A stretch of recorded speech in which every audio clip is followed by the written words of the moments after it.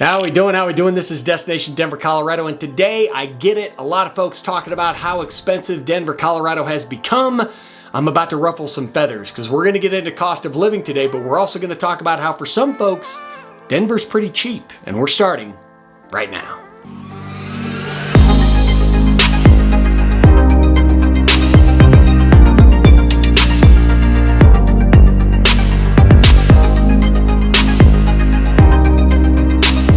All right, this is Destination Denver, Colorado. I'm your host, Jimmy Everson, listener. If you're interested in learning all the ins and outs, pros and cons to moving to or around the Denver metro area and the Colorado Front Range, then this is a channel for you. So that subscribe button and notification icon you see on your screen, make sure you click on that as I'm dropping new videos for you each and every week. And as much as I try to be a little creative and informative here on camera, I'm also a licensed mortgage broker covering the entire state of Colorado and team with some of the state's most talented realtors, and we're helping people move here each and every day. So the number and email you see, I'm always pointing the wrong direction. Know that I'm always the person. Answer your phone calls, answer your texts, answer your emails. There, winning if you need me. Now that we're done with that fun-filled stuff, let's get to what we're here for, and that is, can you still afford to live in Denver, Colorado? All right, so I've been making videos on this channel long enough to know that as soon as I use the term Denver and cheap, a lot of people are probably going to lose their mind, because the fact is, over the last 10 to 15 years, Denver has become, from a national standpoint, a very expensive city to live in. So the point of this video is, one, not to be insulting. I'm certainly not trying to tell people who have lived here for a long period of time that they should just be able to roll with the punches and that Denver's nice and affordable. But at the same time, I do think that when we're talking to people who live in other states or different regions of the nation or the world, it is going to depend on where you live now and where you're moving here from that determines whether or not you think Denver is an expensive or cheap or affordable place for you to live. Now, the biggest factor when we're talking about cost of living is certainly housing, and that's where we have to begin. So as of the making of this video, the average home price in Denver sat right around $544,000, $545,000. Now, let me make sure I cover that this is including all types of houses. This is condos, townhomes, and single-family homes. If we're talking about just single-family homes, that price point is going to shoot up. Condos are going to pull that price point down. Regardless, you are looking at about $500,000 plus to buy a home in the Denver metro area. Now, that's actually slightly lower than last year. At the same time, the average rent in the Denver metro area sits a little under $2,000. Now, statistically speaking, that's 3 to 4% higher. What you're going to find, boots on the ground, and I speak as both a landlord and someone who works with a lot of different investors, is that overall rents are leveling or in many areas are down. So people are finding rents for $100, $200, $300 lower than they might have a year ago for similar units. So obviously, when it comes to home prices for sale and rents, it's going to be very area dependent, but at least some good news from the affordability standpoint for a lot of people. Now, Denver, for the longest time when it comes to housing costs, has sat somewhere around 28, 29 to 30% higher than the national average.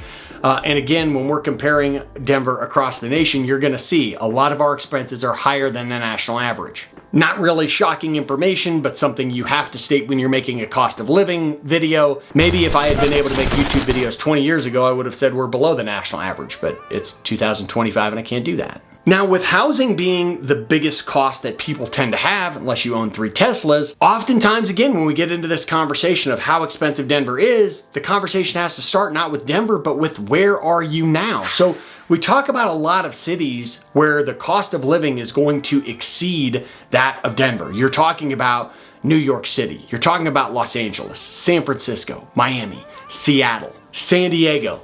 I got a lot of Boston folks moving out this way. Sorry, I'm still a Yankees fan. I hope you don't hold that against me. Please don't unsubscribe for me saying that. So when I have people that call me from these regions, and when we talk about housing, when we talk about the cost of going out and doing things in society, when we talk about enjoying yourself, maybe they're not surprised by how cheap it is necessarily, but they're not blown away by that price. So I think that when we're talking about people that are really going to be impressed, if you will, or excited about their opportunities here, that's a lot of those cities. Washington, D.C. being another one that I didn't mention. We get a lot of folks from the D.C. area that, when we talk about home prices here, they can't wait to buy a house. Now, again, I'm a realist. I grew up in Lakewood, Colorado. I get what that sounds like to people who have lived here for a long period of time. the first thing that they're going to say is, we don't want people from California. We don't want people from New York. We don't want people from Washington, D.C.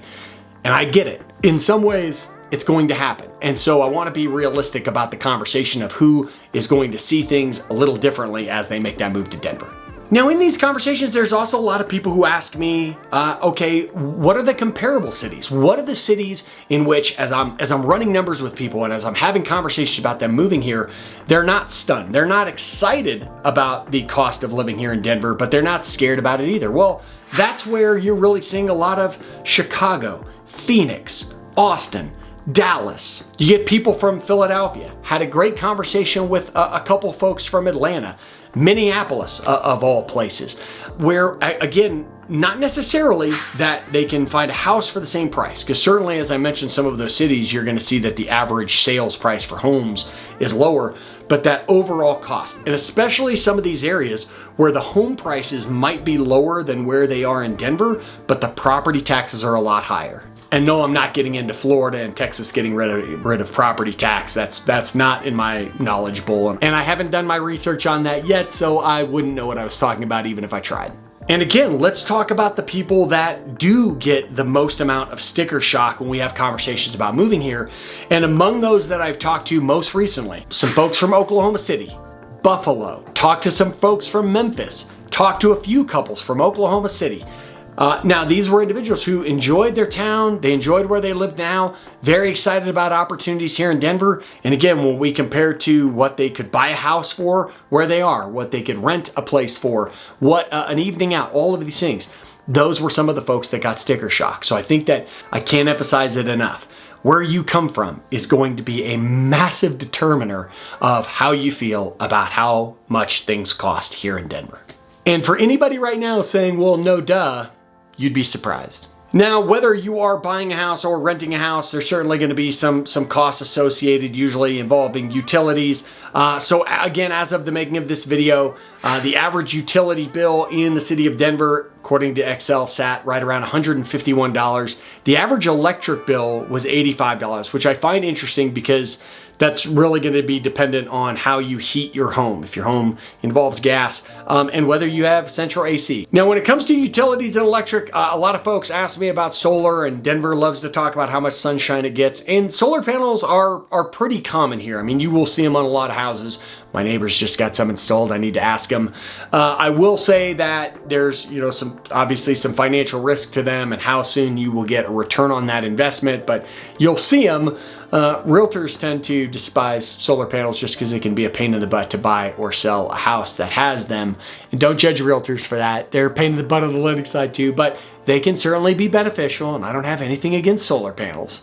I can see the realtor and lender hate just start commenting already in between the political comments. Just let them roll. I know you have been waiting this entire video for me to talk about how much milk and eggs are. So again, average in Denver, milk's about 50 cents more a gallon than the national average. We're at $4.75. National average is apparently $4.25. Eggs, what do we have to do to get some eggs around here? A dozen eggs sits at $4.38. National average is $3.50. And a frickin' loaf of bread, like I'm a prisoner at Azkaban, sits at $3.30. National average $3. I love that it's milk, eggs, and bread, as though we are just cave people and that's what we eat. But that's what people like to talk about, is those three topics. So if you're coming to Denver, odds are milk, eggs, and bread more expensive. Next up, we're talking about transportation costs. First thing I'm going to tell you, Denver is a car necessary city for the vast majority of people. There are some folks that can get around on bus, light rail, all respect to them. There's nothing against it, but to really be able to take advantage of a lot of what Denver has and to get around easily, you're going to need a car. For that sake, as of the making of this video, average unleaded regular gas sat at $2.79 a gallon. Denver is usually slightly below the national average when it comes to gas prices. So at least we win in one place, but overall, gas sits around $2.80 a gallon as of the making of this video. And for those who do want to take advantage of public transit, again, whether that's bus, light rail, you name it, it's $88 a month. And there's some different programs. There's programs for students, there's programs for seniors, there's military discounts, but just the general monthly pass is $88. Gets you all the use you want, including to and from DIA. So I know a lot of folks who have to fly a lot, they will use that pass specifically so they can take that train all the time. It is very convenient to get to DIA using that train. I digress. Healthcare, it's one of the things that's asked. I don't even really know what we cover here, but what I'm going to tell you is that it appears to be similar to national averages. Average doctor visit, $125. Average dental visit, $133. Again, I'm going to include it here in the video because facts are facts, stats are stats. It's going to depend on your insurance, going to depend on the doctor, going to depend on the city. That is the average based on, again, the facts that were available.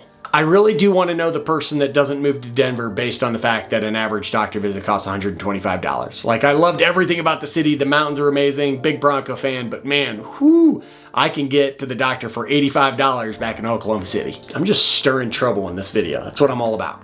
Let's talk about recreation and entertainment. And what I get asked about a ton is skiing, which coincidentally, I'm not much of a skier yet. Skiing and golf, I'm working on it. So day passes for skiing. So you're gonna see places, you know, Vail, Aspen, I mean, you're gonna see places that are $300 up. That's not to say that you have to pay $300 every time you go skiing. There are certainly more affordable options. And not to say that this is affordable, but for instance, going up to Loveland is about $150 a day. There's a lot of places that are $150 up to about $200. And then yes, you can get into the 300s and up. Epic Pass this year was at $1,100. And again, there's different discounts, especially military, especially if you are active military or retired military.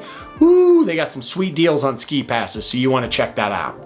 And then state parks, to me, the best deal is $80. When you go to register your vehicle, pay $80, or you can pay it there at any state park, but $80 for an affixed vehicle card. So they stick it on your window, and then you can go to any state park the entire year with that vehicle. Obviously, you need a separate pass if it's just you as an individual, but if you know the vehicle that you're taking to the park is that, just get that $80 pass, takes care of it.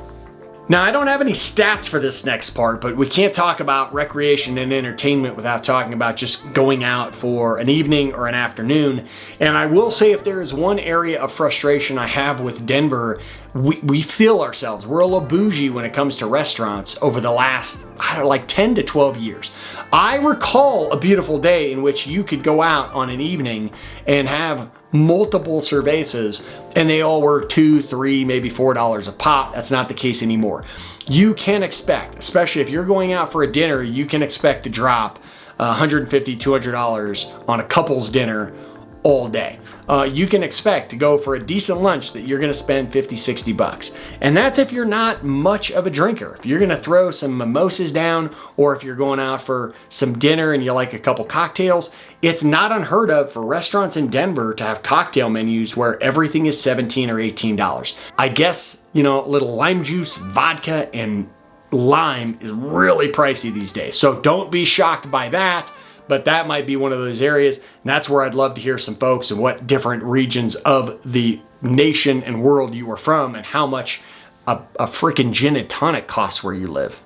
Now again, we talked about the biggest item in all of this is typically housing. I mean, your car payment's gonna be your car payment no matter where you live. We talk about car insurance, and yes, I should mention, insurance in Colorado continues to increase as it is nationwide. Car insurance getting a little crazy. I still can't believe what I pay for my Toyota, but that's that. But when I looked at the Economic Policy Institute's calculation for cost of living, it states, it surmises, if you will, that a single person living in Denver who wants to live comfortably would need to make roughly $104,000. Now that same Policy Institute, not too long ago, or some other surveys I should say, said that a single person would need to make around $70,000 to $75,000. Again, perspective. It's going to depend on what type of place you want to live in. Are you renting? Are you buying? To me, and certainly knowing that I work in mortgages and I help people buy homes, 70 grand sounds like somebody who has a decent rental and, you know, can afford to do the things they like. 104, if I'm being real with you, sounds like someone who is probably buying a house, and so has a little more, buying a house is more expensive than renting right now. Can't hide that fact. So that's probably somebody that owns a home that needs that extra income to still feel comfortable. So not saying one is better than the other. I'm simply saying there's a big difference between why somebody at 70 grand would feel comfortable and somebody at 104. Adding to that confusion, that same Policy Institute, their calculations determined that a family of 4 would need roughly $127,000. Now, I've seen surveys and studies where that number was 140 up to 150 grand plus. So again, that rough math being as low as 127 up to maybe $150,000 a year, depending on the needs and wants of that family of 4. Apparently, if you're a couple, you don't even count. We're not going to do any math for you. I'm sorry. You just have to figure out on your own how much you have to make to feel comfortable living in Denver. All jokes aside, and I know I made a lot of jokes in this video because at the end of the day, I know affordability is a challenge. And I know that a lot of times we feel powerless about it. I know the reality is that there are some folks that are very excited to be in Denver and some folks that are very excited to move to Denver. And at the same time, there are some folks who are probably upset about Denver, excited, if you will, or depressed perhaps to leave Denver, and some folks who would like to consider the city, but live in a much more affordable region right now. And again, being that realist, I am always going to tell you, at least from my perspective, as it is, sometimes I have facts to back it, sometimes I have opinion, usually a bit of both. And this is where I love the conversation to continue. I love the comments that are actually helpful and thought out. Some of you can just flat out attack me, and that's perfectly fine too. I try not to let my feelings get hurt too much by those. But if any questions and concerns come up, that's a perfect opportunity to hit me up. The number and email you see on your screen, know that I am always the person. Answer your phone calls, answer your texts, answer your emails, there, when and if you need me. This is Destination Denver, Colorado. I'm your host, Jimmy Everett. That was, can you still afford to live in Denver, Colorado? Till I see you next time, peace.